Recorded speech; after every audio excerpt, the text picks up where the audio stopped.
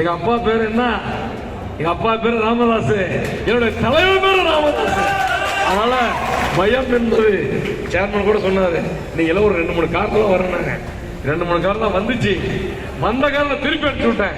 டேய் அவனுங்கெல்லாம் எதுக்கு வரானுங்க? நம்ம கூட வரேன், எதுக்கு பாதுகாப்பாக்கான.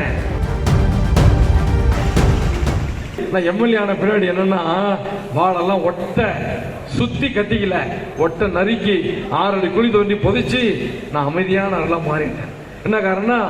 பதவி வந்தா பணிவு வரணும்னு ஐயா சொன்னதுனால.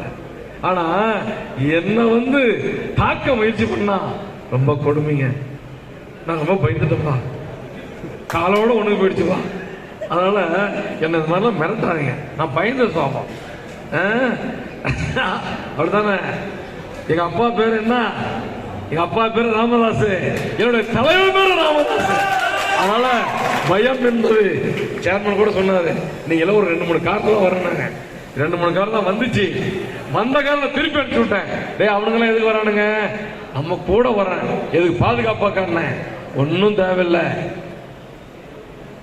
நெஞ்சுரம் இருக்கிறது, எதையும் சந்திக்கக்கூடிய ஆற்றல் என்னிடத்தில் இருக்கிறது. இறைவன் கொடுத்திருக்கிறான். யாருக்கும் நம்ம பயந்துக்க தேவையில்லை.